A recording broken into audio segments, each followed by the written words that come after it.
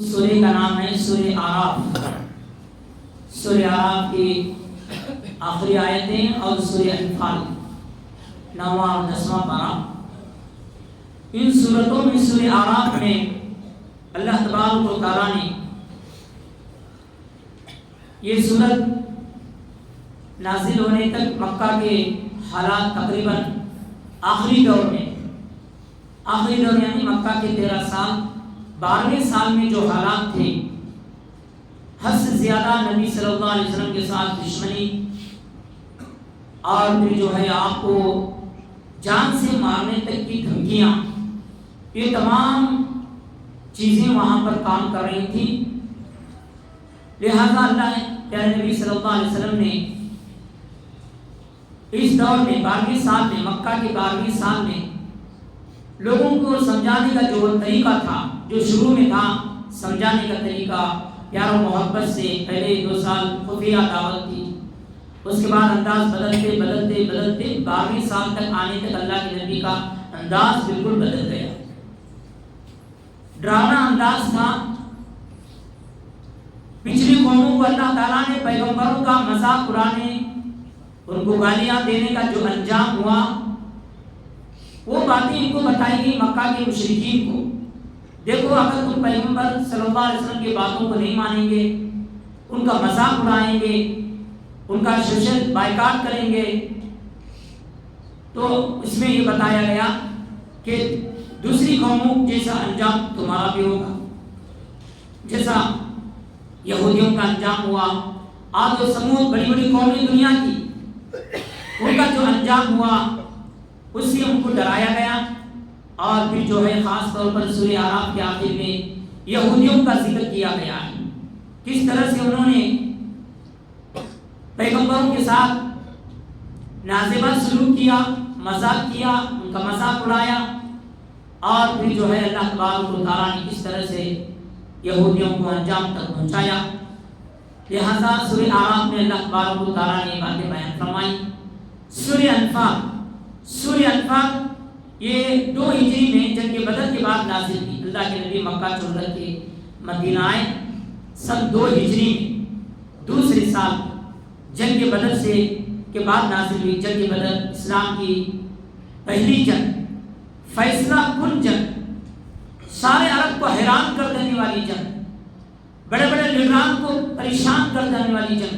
یہ کیا ہو گیا؟ ہر آدمی حیران و پریشان تھا۔ رمضان کے مہینے میں روزے کی حالت میں 313 صحابہ نے ٹوٹی ہوئی تلواروں سے اور بھوکے پیاسے کس طرح سے جنگ لڑے اور کیسے کامیاب ہو گئے، حیران تھی دنیا۔ لہذا سورہ انفال کو سمجھنے سے پہلے اس کا جو پس منظر ہے، بیک گراؤنڈ ہے، وہ سمجھنا بے حد ضروری ہے۔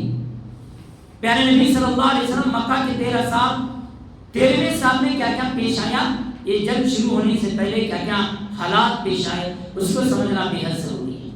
13ویں سال میں پیارے نبی صلی اللہ علیہ وسلم کے ساتھ حالات بہت ہی سنگین تھے، اور بہت ہی مسلمانوں کے لیے تو بہت زیادہ تنگ حالات تھے۔ جیسے ہندوستان میں آپ دیکھ رہے ہیں، کیا کریں، کہاں جائیں، کیسے کریں، مل بیٹھ کر کے مشورہ بھی نہیں کر سکتے تھے۔ مسلمانوں کا کوئی خاص بیٹھنے کی جگہ بھی نہیں تھی، اور پھر اسلام بھی بڑی تیزی کے ساتھ عرب میں پھیل رہا تھا۔ اور 13 سال آنے تک پیارے نبی صلی اللہ علیہ وسلم کے بارے میں اتنا تو سارے عرب کو پتہ چل چکا تھا، اخلاق، اللہ کے نبی کے جو اخلاق ہیں، کیریکٹر ہیں، وہ ثابت ہو چکے تھے۔ دشمنوں کے دل میں یہ بیٹھ رہے تھے کہ اللہ کے نبی کچھ بھی ہو، کہ محمد کچھ بھی ہو، مگر اس کے اخلاق بہت بہترین ہیں، ایک دشمن بھی گواہی دیتے تھے۔ 13 سال آنے تک، اس دور کے آنے تک اللہ کے نبی کے اخلاق پوری طرح عرب میں چھا گئے تھے۔ اس لیے اللہ کے نبی کو امین کہتے تھے، صادق کہتے تھے، امانت دار، سچا، دشمن کہتے تھے۔ یہ کام، یہ چیز مسلمانوں، کافروں کے دلوں میں ایک ڈر اور خوف تھا۔ اس کے بعد پیارے نبی صلی اللہ علیہ وسلم کہ مکہ کے آخری دور میں انقلابی موقع آیا، انقلابی موقع۔ مدینہ سے چند لوگ، اوس اور خزرج کے چند لوگ، 75 لوگ حج کے لیے آئے، اور انہوں نے دیکھا ایک آدمی پر کتنا ظلم ہوا، ایک محمد کیا بات کہتا ہے، وہ ایک اللہ کی عبادت کرو، اتنی بات کہتا ہے، مگر لوگ اس سے اتنے دشمن بن گئے، سوشل بائیکاٹ کیا گیا، ساری چیزیں اس کے ساتھ ترک کر دی گئی۔ تو رات کے اندھیرے میں 75 لوگوں نے مل کر کے اللہ کے نبی کو کہا آپ ہمارے پاس آؤ، ہم آپ کو پناہ دیں گے۔ ایک آدمی کو ستانے کی وجہ سے کوئی آدمی دوسرا اپنے گھر میں رکھتا ہے، ایسا نہیں، بلکہ انہوں نے کہا آپ اس کے بعد سے آپ ہمارے امام ہیں، آپ ہمارے پاس آؤ، ہمارے پاس کام کرو، ہم آپ کو پناہ دیں گے۔ اللہ کے نبی کے لیے یہ موقع ایسا تھا کہ اسی کے تلاش میں تھے۔ اللہ کے نبی بہت خوش ہوئے، سارے لوگوں نے بیعت کی، سچا وعدہ کیا، ہم کسی بھی صورت میں ہم آپ کا ساتھ دیں گے۔ ایک نوجوانوں کے لیے اس میں ایک نصیحت ہے، کٹھن حالات میں نوجوان کس طرح سے کام کرتا ہے۔ دیکھیے 75 لوگوں میں اسد بن زرارہ ایک نوجوان لڑکا کھڑا ہوتا ہے، وہ کہتا ہے کہ دیکھو سوچو تم کیا کر رہے ہو، کس انسان کا تم ساتھ دے رہے ہو، ابھی سوچ سمجھ کر کے قدم اٹھاؤ، ان کو اپنے پاس لے کر جانا، یہ سچے آدمی تو ہیں، ان کو اپنے پاس ساتھ لے کر جانا سارے عرب کے لوگوں سے دشمنی بولنے کے برابر ہے۔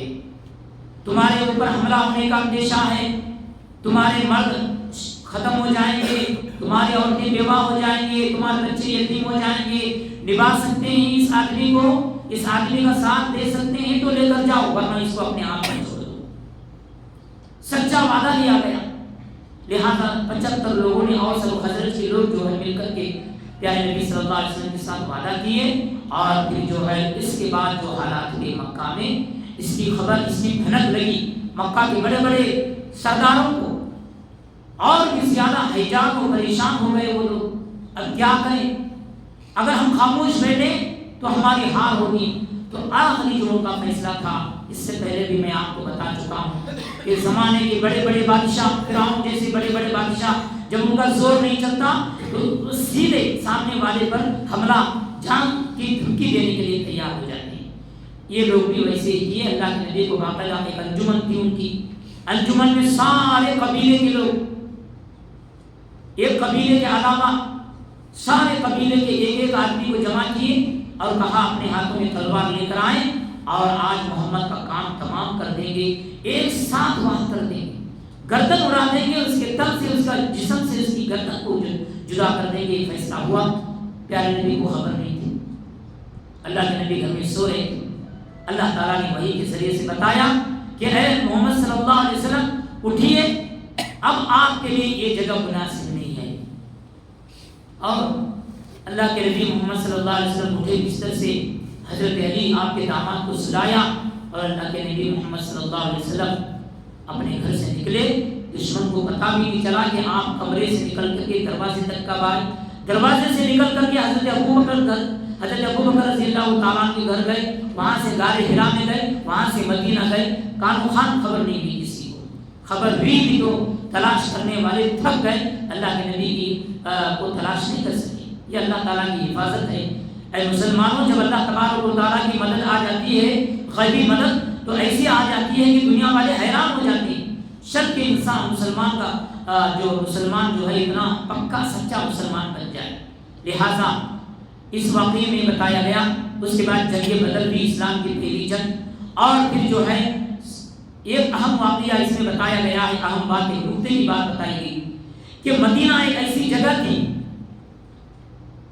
کہ جہاں عرب کے بڑے بڑے قافلے اپنے بزنس کے لیے، تجارت کے لیے وہاں سے گزرتے تھے، یمن سے لے کر کے شام تک، اور پھر مکہ میں بڑے بڑے لوگ اپنے بزنس کے واسطے بڑی بڑی پونجی، بڑی بڑی رقم کیا ہے جمع کر کے اسی راستے سے شام کو جاتے تھے، وہاں سے مال لے کر آتے تھے۔ مکہ مدینہ والوں کے لیے ایک اہم موقع تھا کہ وہ راستے کو روک کر کے باقاعدہ ان کو جو ہے اپنی بات منوا سکے۔ لہٰذا یہ موقع جو ہے پیارے نبی صلی اللہ علیہ وسلم کے ساتھ بہت اہم تھا۔ لہٰذا سورہ انفال میں یہ باتیں بتائی گئی، باقاعدہ اللہ کے نبی کو جو ہے ہجرت کرنا پڑا، اور اسلام کی پہلی جنگ کا موقع آیا جس میں اللہ تبارک و تعالیٰ نے مسلمانوں کو کامیابی نصیب عطا کی۔ اللہ تعالیٰ سے دعا ہے کہ اللہ تبارک و تعالیٰ ہم سب کو ان تمام واقعات کو سمجھنے، اسلام کی صحیح تاریخ جاننے کے اللہ کی توفیق عطا فرمائے۔ اللہم صلی علی سیدنا شفیعنا